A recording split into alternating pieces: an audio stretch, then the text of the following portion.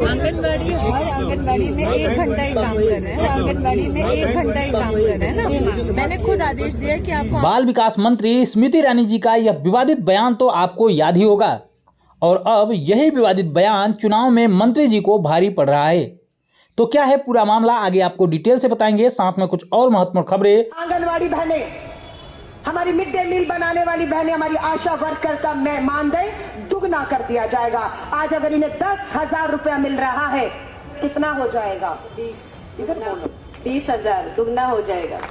कुछ महत्वपूर्ण video clip, महत्वपूर्ण सरकारी आदेश आपको दिखाएंगे, तो वीडियो आपके लिए बहुत ही ज्यादा महत्वपूर्ण है, तो पूरी वीडियो को लास्ट तक जरूर देखिएगा। नमस्कार, मेरा नाम है विक्रम सिंह और आप देख रहे हैं ICDS न्यूज। सबसे पहले स्मृति ईरानी जी का यह पुराना बयान देखिए, उसके बाद आगे आपको पूरी कहानी समझाते हैं।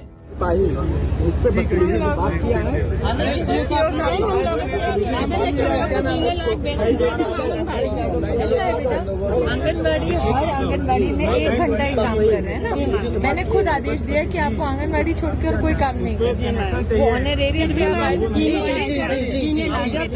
जब आपने वेतन नहीं है, ऑनरेरियम मान उसी के हिसाब से दे रहे हैं 1 घंटे के काम के लिए, है ना।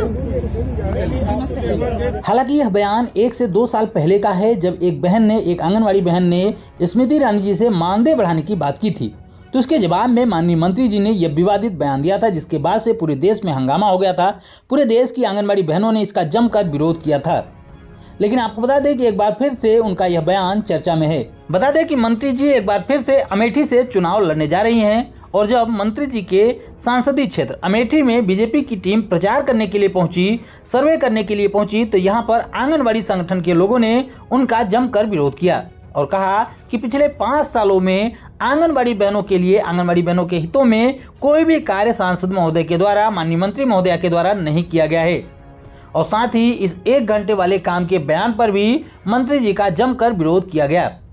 आंगनवाड़ी वर्करों का कहना है कि जो आंगनवाड़ी के काम के बारे में नहीं जानती है, वो विभाग की मंत्री होने लायक नहीं है। आंगनवाड़ी बहनों का गुस्सा देखकर लग रहा है कि अमेठी में इस बार स्मृति ईरानी जी का चुनाव जीतना काफी मुश्किल होगा। आपको क्या लगता है कि क्या अमेठी से स्मृति ईरानी जी चुनाव जीतेंगी या फिर नहीं? हाँ या नहीं में अपनी राय, अपनी प्रतिक्रिया कमेंट बॉक्स में जरूर दें। आप सभी आंगनवाड़ी बहनें एक बार यह छोटी सी वीडियो क्लिप जरूर देखें। राम कुमारी कहाँ से आई हैं? आप उस घेरे के अंदर आप पलिया ब्लॉक से। आप कौन हैं? आंगनबाड़ी कार्यकर्त्री हैं। लगभग कितनी आंगनबाड़ी आई हैं? 60। तो आप लोगों से किसने कहा है? मैडम का क्या नाम है? क्या नाम? गीता। ये कौन है? ये हमारी CDPO हैं। तो इन्होंने आप लोगों से कहा है कि क्या कहा है कि कहाँ जाओ? जाओ रैली में जाइए तुम लोग। किसकी रैली में? किसकी रैली? आज किसकी रैली थी? भाजपा की थी। किसकी थी? भाजपा की। कौन आया था आज? ये नहीं पता। वीडियो क्लिप देखने के बाद आपको सारी बातें स्पष्ट हो गई होंगी कि यहाँ पर जब पत्रकार महोदय ने पूछा कि आप क्या हैं, तो उन्होंने साफ तौर पर कहा कि हम एक आंगनवाड़ी वर्कर है। कहाँ की वर्कर हैं वो भी बताया। इसके बाद यह भी आपने सुना कि यहाँ पर 50 से 60 जो आंगनवाड़ी वर्करों को रैली में बुलाया गया है। किसकी रैली थी वो भी आपने सुना। यानी कि आप पूरी तरह से स्पष्ट हो चुके होंगे कि यहाँ पर किस तरीके का काम चल रहा है। चलिए ठीक है, BLO के रूप में ड्यूटी लगानी ठीक है, क्योंकि तमाम सरकारी कर्मचारियों की ड्यूटी इस तरीके से लगाई जाती है। इसके अलावा मान लीजिए चुनाव में और भी किसी भी प्रकार की ड्यूटी लगाई जाती है, वो भी चलिए ठीक है। लेकिन राजनीतिक रैलियों में इस तरीके से आंगनबाड़ी बहनों को बुलाना किस तरीके से ठीक है? जहां एक तरफ सरकार सख्त हिदायत देती है कि आंगनबाड़ी वर्करों को किसी भी राजनीतिक पार्टी का सपोर्ट नहीं करना है, किसी का चुनाव प्रचार नहीं करना है, किसी भी रैली में नहीं जाना है। आंगनबाड़ी वर्कर अगर खुद से किसी का प्रचार कर दें या गलती से भी किसी का प्रचार कर दें तो उनकी नौकरी चली जाएगी, उनका मानदेय कट जाएगा। लेकिन जब खुद राजनीतिक दल जो कि सत्ता में है वही आंगनबाड़ी बहनों को चुनाव प्रचार में, रैलियों में बुलाता है, तो क्या यह सही है? आप तस्वीरों में अच्छे तरीके से देख सकते हैं कि यहाँ पर आंगनबाड़ी वर्करों को, हेल्परों को बिना ड्रेस के बुलाया गया है ताकि इनकी पहचान आसानी से न की जा सके। इस तरीके से आपने देखा होगा कि आंगनवाड़ी वर्करों के साथ साथ आशा वर्करों को भी इस तरीके की रैलियों में बुलाया जाता है। इसके अलावा रसोइया बहनों को भी बुलाया जाता है। यानी कि जितने भी मानदेय भोगी कर्मचारी हैं, जिसमें महिलाएं खास करके हैं, उन सभी को इस तरीके से राजनीतिक रैलियों में बुलाया जाता है। और कहीं पर अगर गलती से भी आंगनबाड़ी बहनें खुद से किसी रैली में शामिल हो गई या फिर अपने सोशल मीडिया हैंडल से या भी किसी भी तरीके से किसी भी राजनीतिक दल का सपोर्ट करती हुई नजर आ गई तो यहाँ पर आंगनबाड़ी बहनों के ऊपर आफत आ जाती है। तो ये आशा वर्करों को, रसोइया बहनों को इस तरीके से चुनावी रैलियों में बुलाया जाना सही है या फिर गलत? अपनी राय कमेंट बॉक्स में जरूर दीजिएगा। एक और महत्वपूर्ण वीडियो क्लिप देखिए। कहा यहाँ पर कोंडा में क्या कहा काम, आंगनवाड़ी वर्कर कासरवाड़ा बेतोड़ा, ये आंगनवाड़ी बहन है। हमारे न्याय पत्र में आंगनवाड़ी बहन, आशा वर्कर और मिड डे मील बनाने वाली बहनों को लिए सोचा गया, क्योंकि ये मिले थे सब लोग भारत जोड़ो यात्रा में। बोला महंगाई है, गुजारा नहीं होता है जो वेतन मिल रहा है। राहुल गांधी जी ने, कांग्रेस ने न्याय पत्र में लिखा है, हम सरकार में आएंगे, आंगनवाड़ी बहनें, हमारी मिड डे मील बनाने वाली बहनें, हमारी आशा वर्कर का मानदेय दुगना कर दिया जाएगा। आज अगर इन्हें 10,000 रुपया मिल रहा है तो कांग्रेस की सरकार में कितना हो जाएगा? 20,000 दुगना हो जाएगा। हम इनकी बात कर रहे हैं अपने घोषणा पत्र पे, प्रधानमंत्री जी। यहाँ पर आपने कांग्रेस की नेत्री अलका लांबा जी को भाषण देते हुए सुना। उन्होंने अपने भाषण में न्याय पत्र का जिक्र किया। न्याय पत्र का जिक्र करते हुए आंगनबाड़ी और आशा बहनों के मानदेय को डबल करने की बात कही। साथ ही एक वहीं पर खड़ी आंगनबाड़ी वर्कर से पूछा कि आपका वर्तमान में मानदेय कितना है, तो उन्होंने बताया कि 10,000। तो उन्होंने कहा कि जो 10,000 रुपये का मानदेय आपका है वो कितना हो जाएगा? तो आंगनबाड़ी कार्यकर्ती ने कहा 20,000 रुपये। तो उन्होंने हामी भर दी। कहने का तात्पर्य है कि उनके द्वारा कहा गया कि जो भी आपका मानदेय वर्तमान में है उसको डबल कर दिया जाएगा, जबकि इसमें करेक्शन करने की जरूरत है। जो राहुल गांधी जी के द्वारा, कांग्रेस पार्टी के द्वारा जो घोषणा पत्र, जो न्याय पत्र जारी किया गया है उसमें केंद्र के हिस्से के मानदेय को डबल करने की बात की गई है। और केंद्र वर्तमान में कितना मानदेय देती है? 4500 रुपए। यानी कि 4500 रुपए का जो मानदेय है उसको बढ़ाकर डबल कर दिया जाएगा, यानी कि 9,000 रुपए कर दिया जाएगा। इस लिहाजा से देखा जाए तो प्रत्येक राज्य में आंगनबाड़ी वर्करों के मानदेय में 4500 रुपए की वृद्धि हो जाएगी, न कि टोटल मानदेय को डबल किया जाएगा। इस बात को यहाँ पर करेक्ट करने की जरूरत है। बाकी और किसी भी राजनीतिक दल के द्वारा आंगनबाड़ी वर्करों के मानदेय को लेकर, आंगनबाड़ी वर्करों को लेकर अपने मैनिफेस्टो में कोई भी घोषणा नहीं की गई है। चुनाव में ड्यूटी को लेकर एक बहुत ही महत्वपूर्ण शासनादेश इस वक्त आप अपने मोबाइल फोन की स्क्रीन पर देख पा रहे होंगे। आपको बता दें कि इस शासनादेश में आंगनबाड़ी का नाम कहीं पर भी नहीं लिखा गया है, लेकिन यहाँ पर बीएलओ का नाम लिखा गया है, जिसमें भी आंगनबाड़ी कार्यकर्ताएं काम करती हैं। इसके अलावा यहाँ पर तमाम तरीके के काम बताए गए हैं।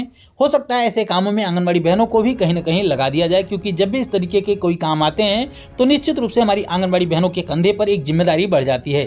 भले ही आंगनबाड़ी कार्यकर्ताओं की ड्यूटी यहाँ पर न लगाई जाए, लेकिन फिर भी इस लेटर को ध्यानपूर्वक जरूर देखिएगा। यहाँ पर देख सकते हैं इसके प्रेषक हैं प्रखंड शिक्षा पदाधिकारी।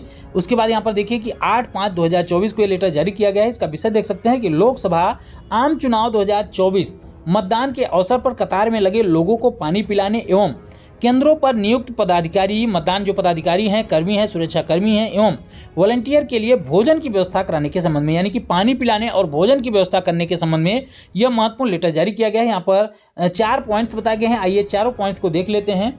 पहले नंबर पर लिखा गया है कि सभी मतदान केंद्रों पर 5 कुर्सी, 2 टेबल पंखा, यानी कि जो टेबल फैन है, टेबल हैं 2 टेबल, उसके अलावा पंखा, बिजली, मोबाइल चार्जिंग की व्यवस्था कराना सुनिश्चित किया जाए, यानी कि इन सारी चीज़ों की व्यवस्था होगी। इसके बाद दूसरे नंबर पर देखिए कि सभी मतदान केंद्रों पर नियुक्त मतदान पदाधिकारी, कर्मी, सुरक्षाकर्मी एवं वॉलंटियर के लिए भोजन की व्यवस्था मध्याह्न भोजन योजना में कार्यरत रसोइयों के द्वारा प्रति व्यक्ति 60 रुपये लेकर पहले रात्रि का भोजन, दूसरे दिन का सुबह का नाश्ता, दोपहर का भोजन कराना सुनिश्चित किया जाएगा।